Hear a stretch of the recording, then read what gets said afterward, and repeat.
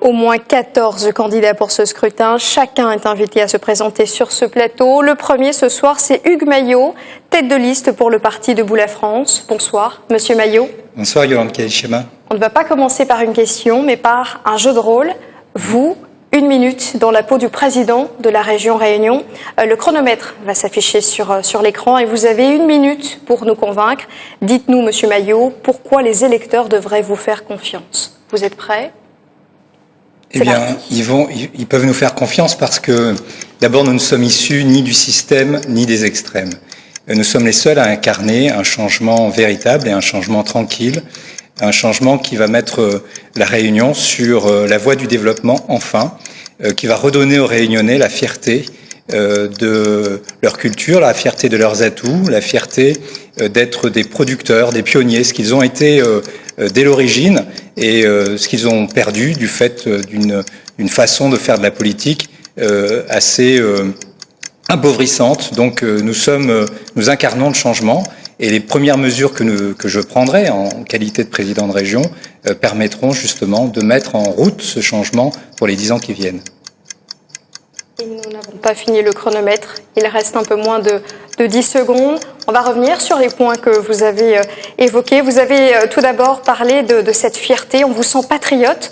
Votre modèle, sauf erreur de ma part, c'est le général de Gaulle. Comment est-ce que vous avez réagi, par exemple, au propos de Nadine Morano, la France, un pays de race blanche, est-ce bien fidèle à la pensée du général de Gaulle ? Pas du tout. C'est une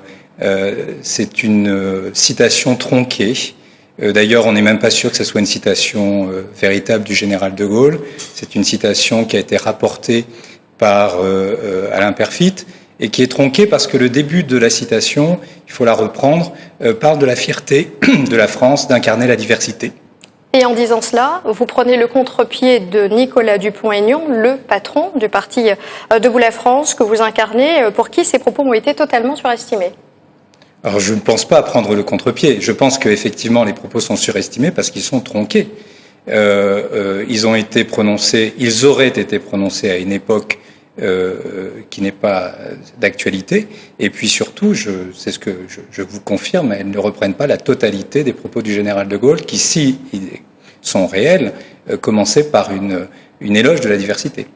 Confusion est souvent faite entre votre parti et le Front National. Est-ce que la différence, finalement, ce n'est pas les moyens qui font que le FN est plus connu que le parti Debout la France ? Non, je pense que la différence, c'est le temps. Le Front National existe depuis plus de 40 ans, Debout la France existe depuis moins de 5 ans, et donc les gens ne nous connaissent pas encore suffisamment. Et quand ils apprendront à mieux nous connaître, ils verront que nous incarnons ce que je disais tout à l'heure, c'est-à-dire un véritable changement, mais un changement tranquille, un changement qui ne nous précipite pas, qui ne précipite pas le pays vers les extrêmes. Le général de Gaulle disait que les Français étaient attachés au progrès dans l'ordre. Eh bien, c'est ce que nous leur proposons, un progrès dans l'ordre. Tout à l'heure, vous avez proposé de faire d'une autre façon la politique. J'imagine que vous faisiez référence à ces querelles de personnes, les Robert contre Robert, et à ces luttes d'influence partisane, le progrès contre le PS et le PLR. C'est vous qui le mentionnez sur les réseaux sociaux. Ce que vous nous dites finalement, c'est que vous allez relever le niveau. C'est possible, ça, aujourd'hui, en politique ? Je pense que surtout ce qui est possible, c'est de développer la Réunion. Et je pense que les querelles de partis, les querelles de personnes oublient la question du développement de la Réunion. Je pense également que nos dirigeants sont prisonniers, totalement prisonniers du système, prisonniers de prébendes, prisonniers d'intérêts particuliers. Et nous voulons défendre l'intérêt général. Votre parti était là pour la présidentielle, aux européennes, aux départementales. Vous visez cette fois les 5% et vous misez sur votre projet un autre modèle de développement. 3 axes. Il précise la réforme de la TVA, la réforme de l'octroi de mer et une continuité territoriale pour tous. On va essayer d'y revenir en commençant par ce qui est plus technique. C'est la fiscalité. Vous voulez vous attaquer à des serpents de mer, la TVA et l'octroi de mer. Oui, on veut s'y attaquer parce que notre projet, c'est de construire une Réunion qui produit, une Réunion qui gagne, pas une Réunion qui consomme, une Réunion qui produit et une Réunion qui exporte, une Réunion qui valorise ses atouts. Et la fiscalité est un élément essentiel pour permettre aux producteurs réunionnais d'abord d'émerger et ensuite de se développer. Et dans cette perspective, il y a 2 choses à faire. La première, c'est de réellement protéger la production réunionnaise. Aujourd'hui, l'octroi de mer tel qu'il est appliqué ne permet pas cette réelle protection.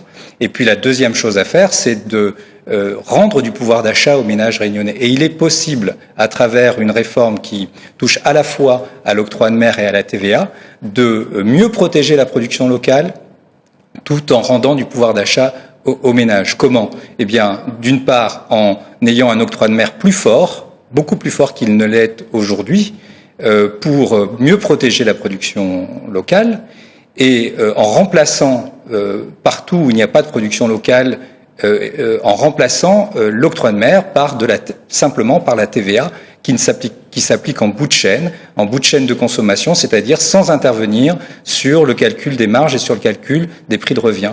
Donc c'est un mécanisme qui est déjà aujourd'hui en partie autorisé par la loi de manière insuffisante. Donc nous utiliserons les leviers que la loi nous donne déjà, et puis nous entamerons une discussion avec l'État et l'Union européenne pour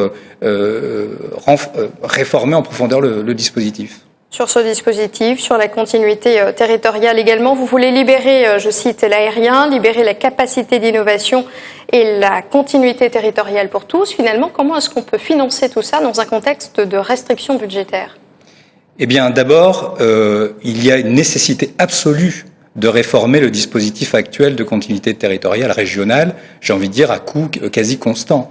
Parce que le dispositif actuel, il faut que les Réunionnais le sachent, est un dispositif menacé par la loi NOTRe, qui a réformé l'organisation territoriale du pays et qui cantonne les collectivités dans leur champ de compétences. Or, comme vous l'avez indiqué tout à l'heure au cours du journal, la continuité territoriale n'est pas une compétence de la région. Non, donc, nous, ce que nous proposons, c'est de sécuriser le dispositif actuel en remplaçant l'aide actuelle par une aide à la surcharge carburant qui aujourd'hui représente plus de 300 € sur le prix d'un billet d'avion, de telle sorte que ce cadre soit totalement sécurisé, totalement légal et permette de continuer à aider les familles. D'une certaine façon, c'est donner des sous directement aux entreprises. Est-ce que ça peut passer, ça, dans l'opinion, vous croyez ? Je crois d'abord que ce qui est important, c'est qu'il y ait une contrepartie. Et l'intérêt de financer justement la surcharge carburant, c'est que ça se voit tout de suite sur le prix du billet d'avion. Vous accordez une aide aux ménages. Cette aide aux ménages, en fait, on s'est bien rendu compte qu'elle participait à faire élever le prix du billet d'avion, c'est-à-dire que les compagnies aériennes en profitaient. Aujourd'hui, le dispositif régional va devoir s'arrêter si on ne le réforme pas. Eh bien, notre dispositif, celui que nous proposons, celui de l'aide à la surcharge carburant, permettra une totale traçabilité, une totale transparence, et les compagnies aériennes seront obligées de s'y soumettre si elles ne veulent pas voir le dispositif totalement disparaître. Vous, face aux électeurs, Monsieur Maillot, nous leur avons tendu le micro et ils ont choisi de vous poser leurs questions. On va entendre celle de Lauriane, elle porte sur l'emploi des jeunes. Et j'aimerais savoir qu'est-ce que vous pourriez faire pour pas que je quitte la Réunion pour aller ailleurs, parce que moi j'aimerais bien travailler ici.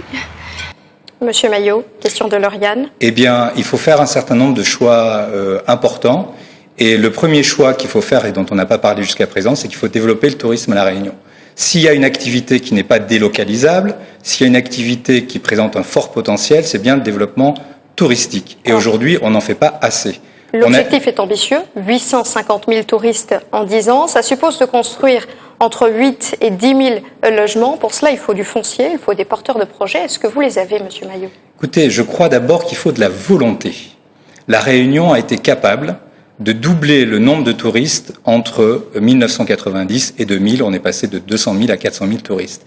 Et nous proposons aujourd'hui de nouveau de doubler le nombre de touristes parce que c'est un objectif que se donne l'ensemble des destinations au monde qui décident de faire de l'activité touristique une priorité, c'est-à-dire d'avoir autant de touristes que d'habitants. Eh bien, l'une des premières choses que nous ferons également arriver à la région, c'est d'ouvrir le débat avec l'ensemble des professionnels, avec l'ensemble des maires qui ont un rôle essentiel à jouer dans ce domaine pour mettre en œuvre un plan de développement touristique sur 10 ans, sachant que si nous sommes en capacité, si nous nous donnons les moyens de doubler le nombre de touristes à La Réunion, ce sont plus de 10 000 emplois qui pourront être créés. La route du littoral, vous faites partie de ceux qui allaient la garder si vous êtes élu. En revanche, vous prévoyez le gel des dépenses des transports. Est-ce possible alors que les transports vont être une compétence renforcée de la région? Écoutez, je crois surtout qu'en matière d'investissement, il serait de bon ton et de bon sens de commencer par faire fonctionner les investissements qui ont déjà été financés avant d'en engager de nouveaux. Je ne pense pas que après avoir financé la route du littoral, nous aurons encore les moyens de projets pharaoniques dans les 10 ou 15 ans qui viennent. Donc il faut être réaliste, il ne faut pas faire rêver les Réunionnais sur des chimères, il faut leur dire la vérité. Et la vérité, c'est que déjà, il va falloir financer les grands chantiers et les investissements qui existent pour en faire de vrais leviers de développement, ce qui n'est pas encore le cas. La vérité, on va y arriver, on arrive justement au terme de cet entretien et pour clarifier les discours et redonner du poids à la parole politique, Monsieur Maillot, je vais vous demander de répondre par oui ou par non. Sur ces alliances contre nature, d'abord, vous êtes très critique à l'égard de ces je t'aime moi non plus à gauche et à droite, mais si demain, avant ou après le second tour, l'un ou l'autre vous tend la main pour vous rendre plus audible, vous lui dites quoi? Non. Oui ou non? Non. C'est un non. C'est un non. L'Europe, la gestion de la crise grecque. Je voudrais qu'on revienne sur ce qu'a fait Alexis Tsipras, que vous avez critiqué. Lui a été élu sur un programme de gauche. Il y est revenu en négociant un accord avec l'Europe. Vous, Monsieur Maillot, pourrez-vous revenir sur une promesse électorale? Non. Même si la raison s'impose? Notre programme est raisonnable. Il est sérieux et raisonnable. Et il est tranché. Hugues Maillot, tête de liste pour le parti Debout La Réunion. Merci de cette